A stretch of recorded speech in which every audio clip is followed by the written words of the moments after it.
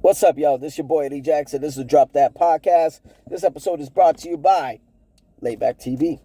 It's on your screen. Go ahead and get on the website and see how you can download this streaming app on your iPhones and your Androids. And if you want to watch at home, your Fire Sticks. Go ahead. Check on Layback TV. It's got all the channels, all the HBOs, all you can need at home and even on the road if you want to use it on your devices, all right? And give a shout out to them on official_Layback TV. Now, let's get into some interesting talk. Whoa! All right, guys. Not much has happened with fight talk. Not much has happened with hip-hop talk. So we're going to mix the two, okay? We're going to talk hip-hop and fights because they're kind of similar, you know what I mean? There are shit going on in hip-hop that it might occur as fights. So we'll get into that first. We got Cameron and Jim Jones, you know what I'm saying? Fully aware that you guys know that they are part of the Diplomats group way back in the day. You know what I'm saying? I bought the album, fucking Come Home With Me. I bought the album, Diplomatic Community 1. Yo, they were doing their thing, man. You know, Cameron, Jim Jones, Joel Santana, Freaky Zeke, even other divisions of the Diplomats, Hell Rail, J.R. Ryder, the list goes on, you know. Apparently, they were talking shit to each other online. Is it going to get worse for Jim and Cam? I don't think so. I don't. You know what I mean? Even though Jim was like saying, yo, pull up. You know, I think Jim is like getting in his feelings a little bit. And he needs to be careful with that shit. You know what I'm saying? Because he's got a good thing going on in music. He's got a good thing going on his podcast. You know, Let's Rap About It with Mano, Davies, and Fabulous. They just dropped a fucking New Year's freestyle, you know, dissing 50 Cent. I think that was pretty entertaining as well as clever. Yeah, I mean, I don't see a Diplomat reunion ever since that miscommunication, wherever the fuck was going on during their versus battle with the Locks. Yeah, I don't see anything popping off with them. But then it sways right into Jim Jones versus Dame Dash. And they were going to fucking catch a fade with each other. You know what I mean? So much that Jim Jones' lady was trying to break it up and shit like that. You know what I mean? That's how you know that shit was gotta be real. I don't know. Some people were calling cap on it and fucking saying that, yo, this shit was set up like a reality show. I don't know. I don't fucking know. I mean, I think there's some real internal problems that could occur with Jim and Dame.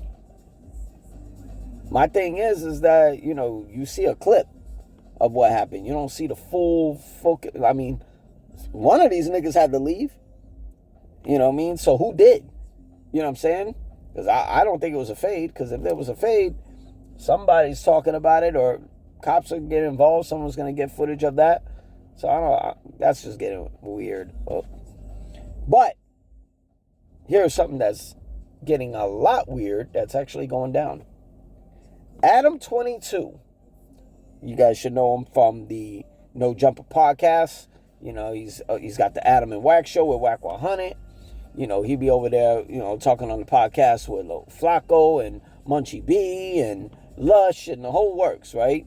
Used to have Brandon there, used to have Sharp there. I'm a fan of No Jumper. You know what I mean? I've been watching them for a few years now. They're doing their thing. But if you know who Adam22 is, you know, he's an apparent porn star, I guess. I don't even know if it's considered porn star at this point.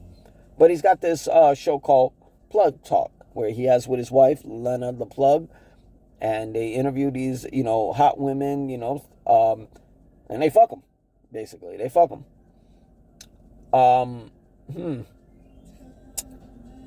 Yeah.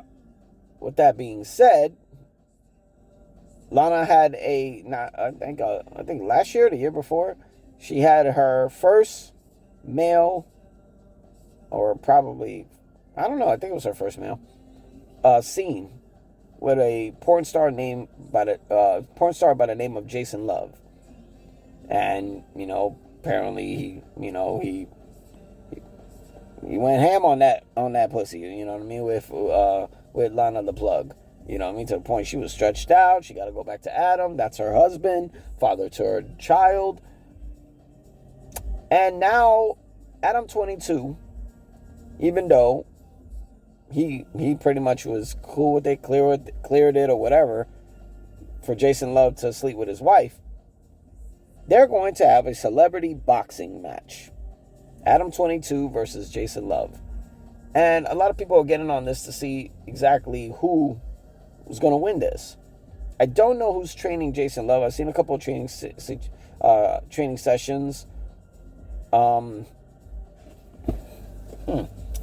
Apparently, Adam22 is training with Blueface's boxing camp.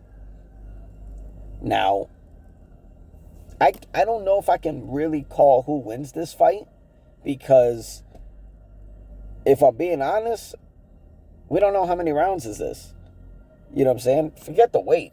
The weight class, that don't make a difference, but how many rounds is this? Is there headgear? That makes a difference. You know what I'm saying? That states if you're really going to get knocked down or knocked the fuck out. So the rounds is the question. Is there headgear is a question. Size of the gloves, that's definitely a question. But if I'm going to give like a quick analysis, they're porn stars, so they should have the cardio. Strength, I think it's obvious. The strength, if you know how Jason Love looks, you would know he's all muscular, all fucking built up and shit, you know, looking like Arnold from back in the day. So size, as far as, you know, strength goes, the advantage got to go to Jason Love. I mean, speed, I don't know. I've never seen Adam train.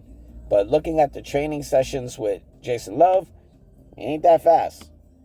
So he's going to have to depend on power.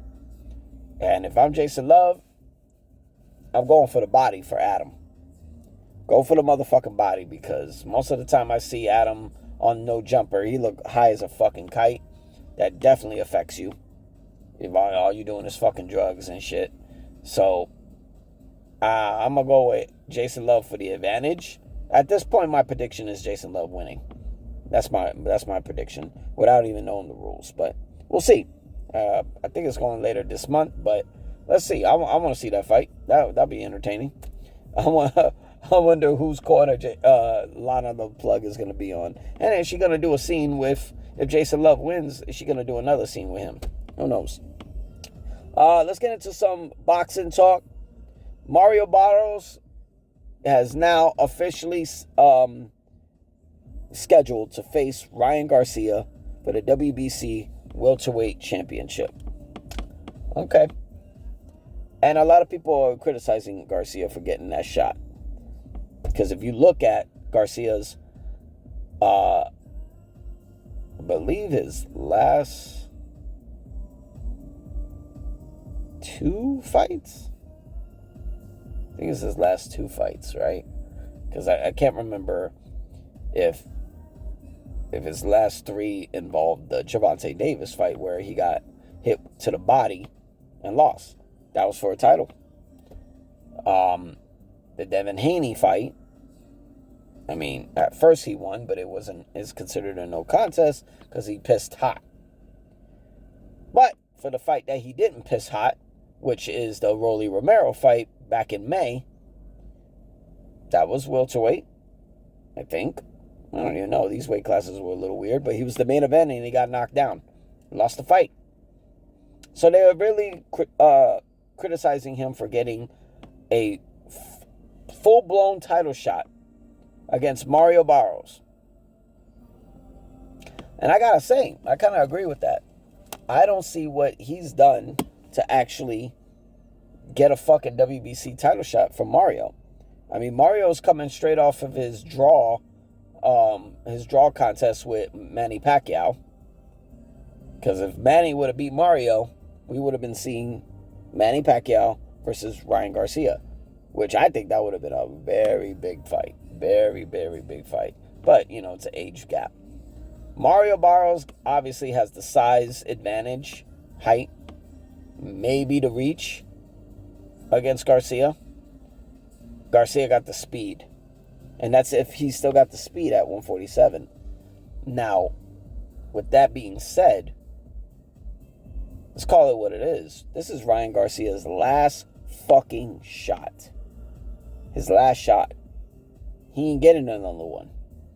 Honestly, I don't even know where the fuck he goes from here, because him losing to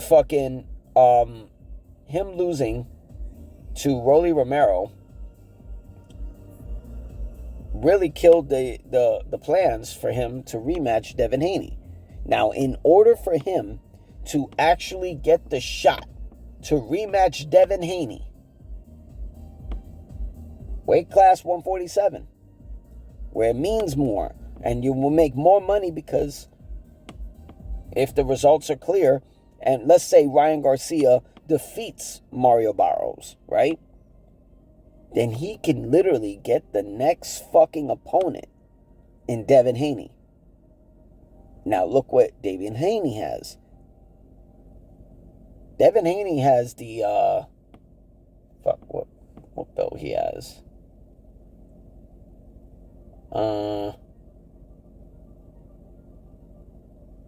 He has one of the welterweight titles. I think it's the WBO, if I'm not mistaken. So if Devin Haney has the WBO welterweight championship, and Ryan Garcia defeats Mario for the WBC welterweight championship, you can now do a big rematch. Haney Garcia 2 unified championship. So not only did you win your first world title, you get to go for a second world title and rematch the guy that you should have beaten a few years back. But that's if Garcia could win. He's going to need a great game plan, and he needs to learn for what Gervonta Davis did to Mario Barrios. If you do go back in time, Gervonta Davis gave a body shot to Mario and beat him by KO. So, being a shorter fighter, there's some advantages there. Garcia's going to have to get out of his head, stop battling your promoter, Oscar De La Hoya, and fucking go get that first world title. Otherwise, I don't see any fucking fight for you at all. Because if he can beat Mario and win that WBC title, that means you have an opportunity to not only rematch Devin Haney, but you can rematch Rolly Romero. And they both got belts. So I would say that Garcia needs to get his ass on point and fucking figure out a way to beat Mario. Because I think cardio-wise, I don't know if Mario's there. I think 147 is probably too heavy for him. And yeah. And it showed for the last two fights. But moving on, UFC President and CEO Dana White announced two fights that are going to be in March at UFC Seattle. It's going down. Co-main event, Alexa Grasso, former flyweight champion, taking on Macy Barber. Apparently this was a rematch. And the return of the former two-time UFC middleweight champion, the last style bender, Israel Adesanya, is returning to take on Joe Pyfer. That's gonna be good. That's gonna be good. I mean, I hope we can find what because Adesanya is number 6 in the middleweight division. Pyfer's 15, I believe. I want to see what they're going to do with that. You know what I'm saying? Because this is a big fight.